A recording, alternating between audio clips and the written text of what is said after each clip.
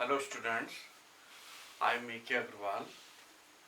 Students, आज का video हम चैप्टर 3 स्टार्ट कर रहे हैं। आज के वीडियो में मोशन इन स्ट्रेट लाइन।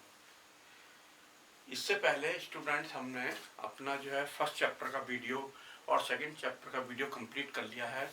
मतलब कहने का 11th क्लास की फिजिक्स की हमने फर्स्ट एंड सेकंड चैप्टर की कोचिंग फाइनल कर ली है।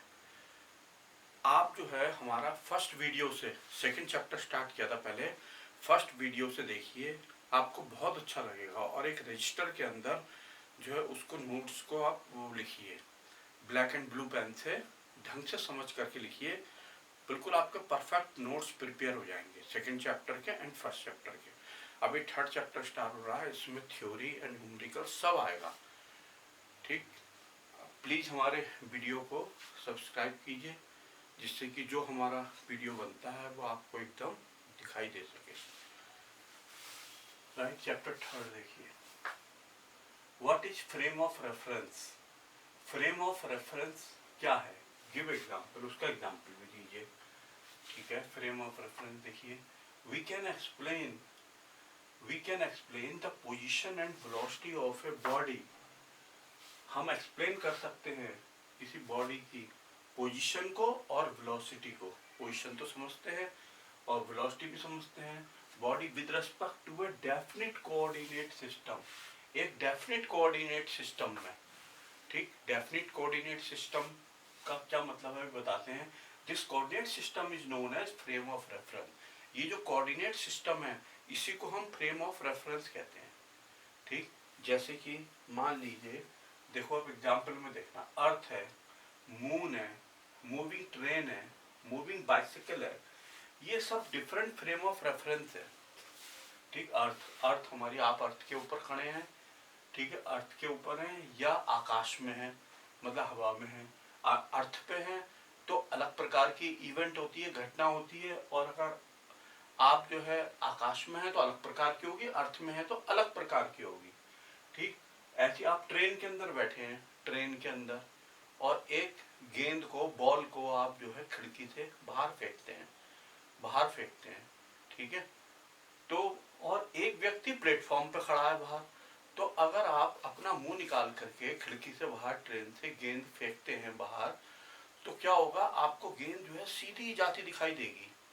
मतलब वर्टिकल मोशन जो है उसका फील होगा आपको, हमेशा अपनी आंख के नीचे दिखाई देगी गेंद, यानी सीधी जा रही है। लेकिन अगर कोई व्यक्ति प्लेटफॉर्म पे खड़ा है बाहर, मतलब अर्थ के कांटेक्ट में है, आप तो मूविंग ट्रेन में है, ठीक है, और अर्थ पे खड़ा है कोई व्यक्ति, अर्थ पे मतलब प्लेटफॉर्म पे, तो उसको गेंद सीधी जाती नहीं दिखाई देगी, बल्कि उसको ना पैराबोलिक ट्रैक पे इस टाइप से करके जैसे सीधी फेंकी तो उसको ऐसे जाती दिखाई देगी, ऐसे इस टाइप से गेंद जो है दिखाई देगी, इस टाइप से करके चल रही है, मोशन इस टाइप का है। ठीक, क्योंकि वो दोनों ना अलग अलग फ्रेम ऑफ रेफरेंस हैं। ट्रेन, आप ट्रेन में है तो आप अलग फ्रेम ऑफ रेफरेंस में है, और जो अर्थ पर है वो व्यक्ति स्टेशन पे है, प्लेटफॉर्म पे खड़ा है, वो अलग फ्रेम ऑफ रेफरेंस है। तो इस टाइप से आप फिर से देखिए, ये कहता है we can explain position and velocity. Position and velocity को देखा ऑफ ए बॉडी, एक बॉडी की मतलब बॉल की, with respect to a definite coordinate system. Definite coordinate system वही ट्रेन हो गई, मूविंग ट्रेन, या प्लेटफॉर्म हो गया, मीन्स अर्थ हो गई, ये कोऑर्डिनेट सिस्टम है। ठीक है, इन कोऑर्डिनेट सिस्टम को हम क्या बोलते हैं, फ्रेम ऑफ रेफरेंस बोलते हैं। कि आप किस फ्रेम ऑफ रेफरेंस में बात कर रहे हैं, अर्थ के फ्रेम ऑफ रेफरेंस में बात कर रहे हैं। अगर आप कार में बैठे हैं तो कौन सा फ्रेम ऑफ रेफरेंस हो गया, साइकिल पे है, साइकिल हो गई, इस टाइप से। Earth, moon, moving train, moving bicycle, etc are different frame of reference. ये सब डिफरेंट फ्रेम ऑफ रेफरेंस होते हैं। तो फ्रेम ऑफ रेफरेंस बड़ा इंपॉर्टेंट वर्ड है, आपको समझ आया कि क्या कहना चाहता है। फ्रेम ऑफ रेफरेंस का मतलब coordinate system in which you are situated, right. तो वो हुआ frame of reference. Velocity of a body is different. देखो कह रहा है velocity of a body is different in different frame of reference. Velocity of body different होती है different frame of reference में। ठीक है, अलग अलग फ्रेम ऑफ रेफरेंस में अगर हैं तो वेलोसिटी फिर अलग अलग फील होगी और अलग अलग होगी। फॉर एग्जाम्पल कह रहा है if we drop a ball, वही जो हमने आपको एग्जाम्पल समझाया वही बता रहा है। If we drop a ball from window of a moving train के विंडो से सिर बाहर निकाल के एक गेंद को आपने फेंका, मतलब सिर बाहर निकालने का मतलब बाज कर रहा है आप उसे, गेंद को मुंह बाहर करके देख रहे हैं ऐसे करके, ठीक है, मूविंग ट्रेन। तो first track of the ball seems, जो बॉल का ट्रैक है वो सीम्स होता है, दिखता है वर्टिकली का मतलब सीधा, from observer in the train, जो ऑब्जर्वर ट्रेन में है उसे सीधा दिखाई देगा कि सीधी जा रही है, because he is in the train, क्योंकि वो ट्रेन में है, which is a frame of reference, ये फ्रेम ऑफ रेफरेंस है train. Second track of the ball seems parabolic, और जो ट्रैक ऑफ द बॉल है वो सीम्स होगा किस टाइप का, पैराबोलिक, किसके लिए, for observer standing on the platform, एक ऑब्जर्वर जो प्लेटफॉर्म पे स्टैंड कर रहा है, खड़ा है आउटसाइड द ट्रेन, ट्रेन के बाहर, ठीक है। Observer is standing on earth, observer कहाँ खड़ा है, अर्थ के ऊपर खड़ा है, which is other frame of reference, जो एक दूसरा फ्रेम ऑफ रेफरेंस है, तो मतलब अर्थ। क्लियर हो गया बिल्कुल, ये एग्जाम्पल हो गया और ये इसका हो गया, आपने पूरा यहाँ तक इसको समझाना है फ्रेम ऑफ रेफरेंस में, बहुत इंपॉर्टेंट है ये, इसको आप डबल एस मार्क कर सकते हो। डबल एस का मतलब डबल सुपर, सुपर का मतलब इंपॉर्टेंट होता है, डबल एस का मतलब वेरी इंपॉर्टेंट होता है। एक इसके ऊपर की क्वालिटी होगी क्वेश्चन की, एटम बम, ठीक है, एटम बम का मतलब 99% श्योर एग्जाम में आने के लिए, ठीक है, देखना आप उसमें, ठीक है जी। देखिए अब आप, what is the distance and displacement, कह रहा है what is the distance and displacement, give characteristics of the displacement, ठीक है, give position time graph for standing for stationary objects, stationary objects के लिए पोजीशन टाइम ग्राफ बताना है, stationery objects के लिए बताना है बस पोजीशन टाइम ग्राफ, ठीक है। अब देखिए आप distance, what is the distance, definition देखना, लेंथ ऑफ एक्चुअल पाथ, क्या, length of actual path, actual path मतलब जो ठीक ठीक होता है बिल्कुल, एक्चुअल पाथ वास्तव में जो path travelled by an object, जो एक ऑब्जेक्ट ट्रेवल करती है, जैसे कोई ऑब्जेक्ट यहाँ से स्टार्ट हुई, ए से बी पे गई, बी से सी पे गई, ठीक है, सी पे पहुंच गई बस, तो उसका मतलब एक्चुअल पाथ उसका हो गया A B plus B C, ये हो गया ए बी बी सी। तो by an object is called distance, उसे डिस्टेंस कहते हैं। Length of the actual path travelled by an object, length of actual path travelled by an object is called distance, distance बोलते हैं। It is a scalar quantity, scalar quantity होती है, scalar का मतलब only magnitude, इसमें कोई direction नहीं होता, स्केलर का मतलब ऐसी क्वांटिटी जिसमें डायरेक्शन नहीं होता, ओनली मैग्नीट्यूड होता है, मतलब जैसे 5 मीटर 6 मीटर 8 मीटर, तो ये चीज जो 8 मीटर 5 मीटर 6 मीटर है, ये जो है क्या हुई, मैग्नीट्यूड, मैग्नीट्यूड का मतलब ओनली स्केलर क्वांटिटी, ठीक है ना। अगर ये होता 5 मीटर नॉर्थ 5 मीटर ईस्ट, तो उसका मतलब उसमें डायरेक्शन भी आ जाती, वो फिर बोलते हैं वेक्टर क्वांटिटी, वो स्केलर नहीं होती, वो होती है वेक्टर क्वांटिटी विद डायरेक्शन वाली, magnitude as well as direction. और ये क्या है, ओनली स्केलर का मतलब only magnitude, it is a scalar quantity, it's value can never be zero, इसकी वैल्यू कभी भी जीरो नहीं होती। जैसे मान लो ए से गया वो बी, बी से सी और सी से फिर ए पे आ गया, तो अगर सी से ए पे आ जाता मतलब घर से चला, स्कूल गया, फिर कहीं और गया बाजार, और फिर घर पे आ गया, तो यहाँ पे आ गया, तो व्हाट इज द डिस्टेंस, कितनी होगी डिस्टेंस, तो आप सबको ऐड कर लो, A B plus B C plus C A B plus B C plus C A हो जाएगी डिस्टेंस। डिस्टेंस कभी भी कहता है जीरो नहीं होती, वो जो आप सोच रहे हैं ना कि आप यहीं आ गया ए पे तो जीरो, वो डिस्प्लेसमेंट होगा।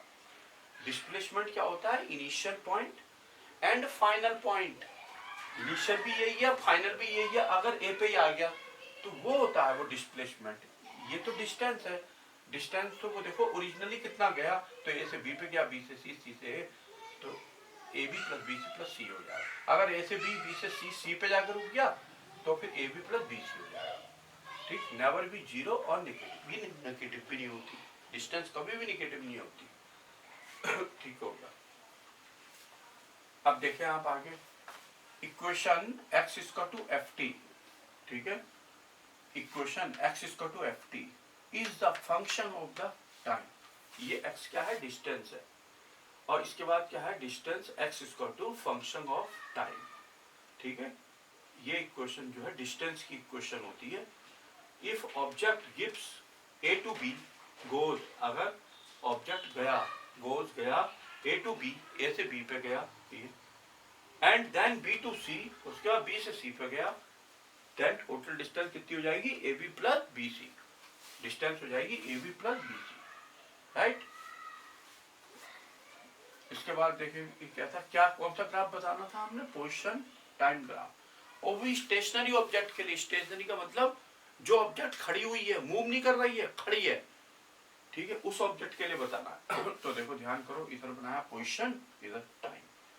अब जो है जैसे जैसे टाइम जब था 0 तो कुछ डिस्टेंस थी, मान लो x0 डिस्टेंस थी, यहां से लेके यहां तक की डिस्टेंस x0 है, ठीक है। स्टार्टिंग में जब टाइम शुरू हुआ मतलब 0 था, फिर मान लो 1 घंटा बीता, 1 घंटे में यहाँ आ गए, फिर भी डिस्टेंस वही है, देखो उतनी है हाइट, फिर 1 घंटे बाद तो भी वही है, फिर 1 घंटे बाद फिर भी वही है डिस्टेंस। इसका मतलब ये वाला जो ग्राफ है वो सीधा है, हॉरिजॉन्टल, इसका मतलब पोजीशन चेंज नहीं हो रही है, पोजीशन चेंज नहीं हो रही है, इसका मतलब ऑब्जेक्ट स्टेशनरी है, खड़ा है वो व्यक्ति, आगे नहीं चल रहा, मूव नहीं कर रहा। तो उन्होंने कहा भी था स्टेशनरी ऑब्जेक्ट के लिए बनाइए, एग्जाम में आया हुआ है 1 नंबर में, give the graph, give the position time graph for stationary object. तो आपने ये खींच के ऐसे ही बना देना है, टाइम पोजीशन लिख के, एरो जरूर लगेंगे ये दोनों, और ये आपने स्टेप से बना देना है, राइट। क्लियर हो गया, स्क्रीनशॉट ले लीजिए आप इसका। देखिए डिस्प्लेसमेंट, स्क्रीनशॉट ले लीजिए आप इसका पहले। Displacement, displacement of an object, displacement of N object is the shortest distance, ये शॉर्टेस्ट डिस्टेंस होती है between 2 points of object, 2 position of object. Object की जो 2 पोजीशन होती हैं उनके बीच में पोजीशन कौन कौन सी होती है, फाइनल एंड इनिशियल, ठीक है। जो 2 पोजीशन होती है ऑब्जेक्ट की वो होती है फाइनल एंड इनिशियल, ठीक। It is A vector quantity, vector quantity है, इसमें मैग्नीट्यूड भी होता है एंड डायरेक्शन भी होती है। वो बात समझ गया, shortest distance between 2 position of object, initial position and final position. Initial position जहां से वो स्टार्ट हुआ, फाइनल पोजीशन जहां वो रुक गया जाके, उनके बीच की जो शॉर्टेस्ट डिस्टेंस होगी वो डिस्टेंस जो होगी आपके डिस्प्लेसमेंट बोलेंगे। जैसे देखो ए से गया बी पे, बी से गया सी पे, सी पे रुक गया, तो आप देखो ए से लेके सी तक की शॉर्टेस्ट डिस्टेंस कौन सी है, तो ये है, ये है। ये नहीं कि आप ये वाली मानोगे ना, ये नहीं मानोगे आप ये वाली मानोगे, ये शॉर्टेस्ट डिस्टेंस है। अगर वो कहता है find the distance, find the distance, तब तो आ जाएगी A B plus B C, but वो कह रहा है डिस्प्लेसमेंट, तो आ जाएगी ए सी, डिस्प्लेसमेंट हो जाएगा ए सी। इनिशियल पोजीशन ये रही है, फाइनल पोजीशन सी, उनके बीच की शॉर्टेस्ट डिस्टेंस ये है, लॉन्ग डिस्टेंस ये है, शॉर्ट डिस्टेंस, तो शॉर्टेस्ट डिस्टेंस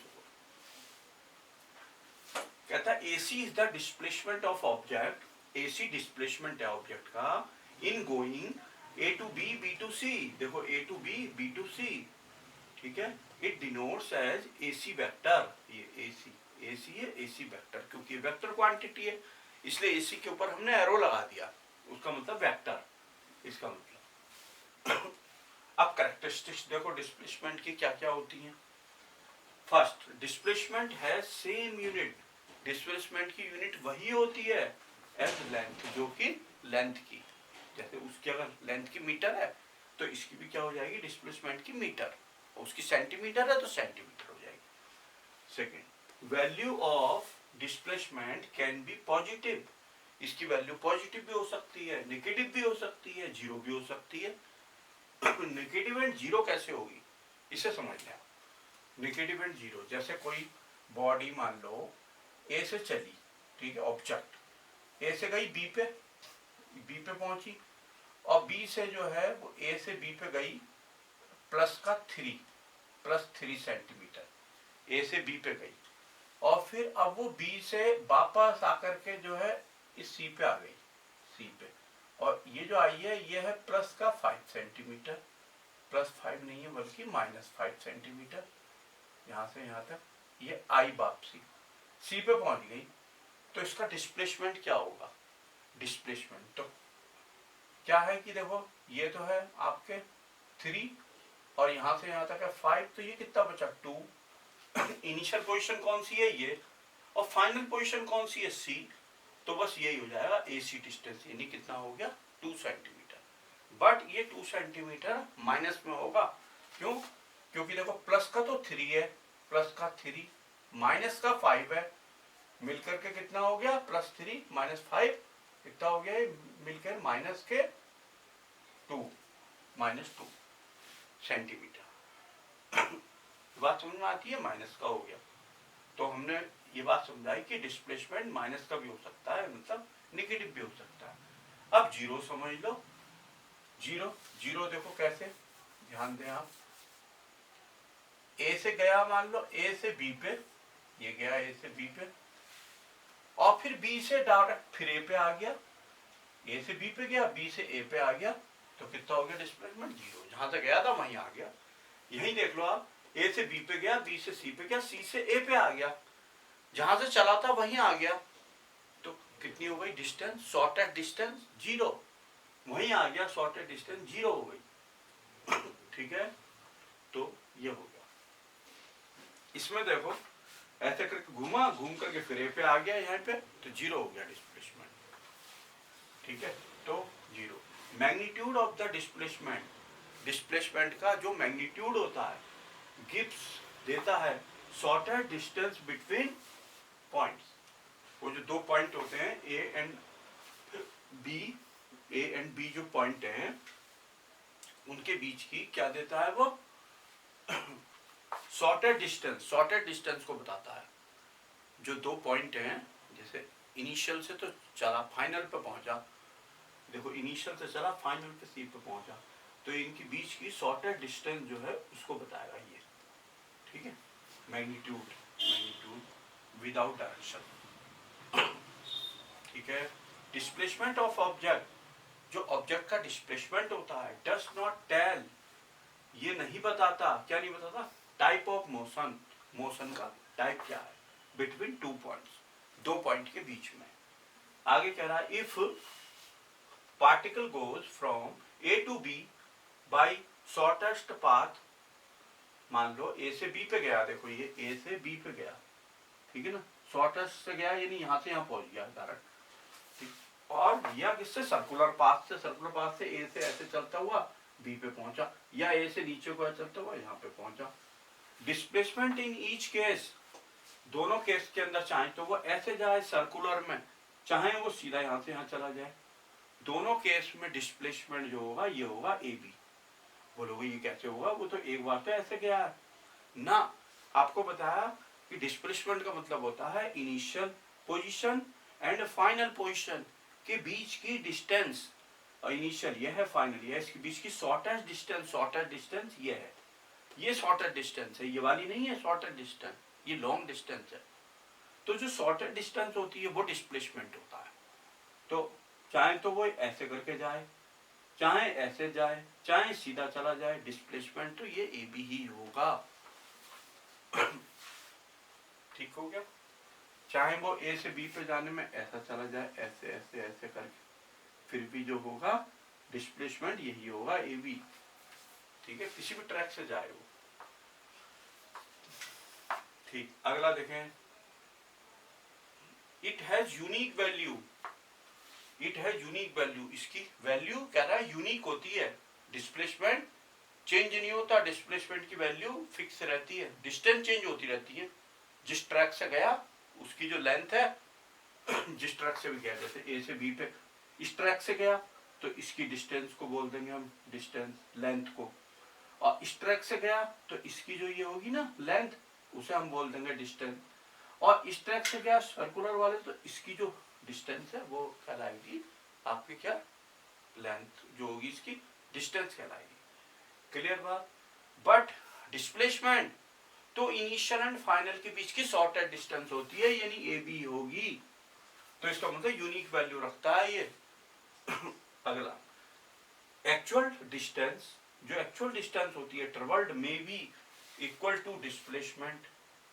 जो एक्चुअल डिस्टेंस होती है ट्रेवल्ड, जो ट्रेवल हुई, में be equal to displacement, displacement के भी बराबर हो सकती है या ग्रेटर देन डिस्प्लेसमेंट भी हो सकती है, ग्रेटर देन डिस्प्लेसमेंट भी हो सकती है। अब कोई एक ऐसा एग्जांपल दो कि जब एक्चुअल डिस्टेंस जो है वो डिस्प्लेसमेंट के इक्वल हो। जैसे मान लो ए से बी पे गया इस वाले ट्रैक से, तो जो डिस्टेंस है वही डिस्प्लेसमेंट है। बात समझ में आ रही है? ये देखो आप, ए से बी पे गया, ये इस ट्रैक से गया, तो यही डिस्टेंस है, यही डिस्प्लेसमेंट है। क्लियर हो गया, इक्वल हो गया।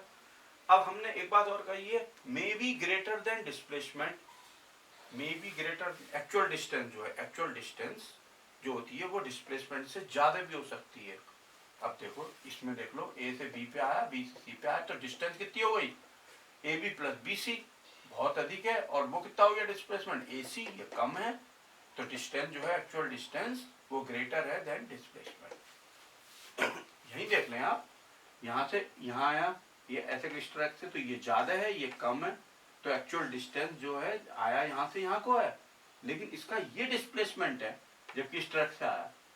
ठीक है, तो भी इस ट्रैक से आने में भी डिस्प्लेसमेंट ये है, तो डिस्प्लेसमेंट कम है, डिस्टेंस ज्यादा है। Clear. Displacement is a single valued function. जो डिस्प्लेसमेंट होता है वो सिंगल वैल्यूड फंक्शन होता है, किसका, टाइम का, टाइम का सिंगल वैल्यूड फंक्शन होता है। जैसे अभी बताया था ना, ये x equal to F T, पिछले वाले में, इसमें भी वही है। ठीक है, मीन्स इसका मतलब क्या है, a particle can not be, एक पार्टिकल नहीं हो सकता, can not be at two different position, दो डिफरेंट पोजिशन में एट द सेम टाइम।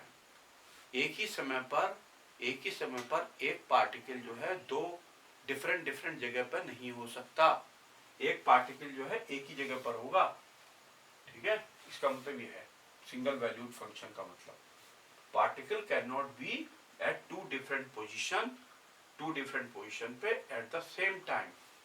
जैसे मान लो ए पे खड़ा है, घड़ी स्टार्ट करी आपने, तो वो ए पे ही होगा, और फिर कुछ देर के बाद बी पे आ गया तो वो बी पे ही होगा, ये कहना चाहता है। ठीक है, टू डिफरेंट पोजीशन में नहीं हो सकता सेम टाइम पर। अब देखो ये दो ग्राफ बनाए हैं, एक तो डिस्टेंस टाइम ग्राफ, ये भी डिस्टेंस टाइम ग्राफ। ये तो है स्टेशनरी ऑब्जेक्ट के लिए। ठीक है, डिस्प्लेसमेंट है ये, डिस्प्लेसमेंट, ये भी डिस्प्लेसमेंट, डिस्प्लेसमेंट टाइम ग्राफ। ये तो स्टेशनरी ऑब्जेक्ट के लिए है, वही हमने बताया था, टाइम बढ़ता जा रहा है, बट डिस्प्लेसमेंट कैसा है, बिल्कुल वही है, उतना ही सेम है, चेंज नहीं हुआ डिस्प्लेसमेंट। तो ये हो गया, ये कब है, और मूविंग ऑब्जेक्ट, मूविंग ऑब्जेक्ट के लिए। इसका मतलब ये है जीरो से तो स्टार्ट हुआ, जीरो से जैसे जैसे टी इंक्रीज कर रहा है वैसे वैसे डिस्प्लेसमेंट भी बॉडी का बढ़ता जा रहा है। देखो अधिक होता जा रहा है डिस्प्लेसमेंट। अभी यहाँ थी बॉडी, फिर यहाँ आ गई, फिर यहाँ आ गई, फिर यहाँ आ गई, इस टाइप से करके ये इस बात को बताती है डिस्प्लेसमेंट धीरे धीरे बढ़ता जा रहा है। ठीक हो गया, ये क्या है, मूविंग ऑब्जेक्ट, ये stationary object, displacement time graph है, उसका एक था, तो ये ध्यान रखना।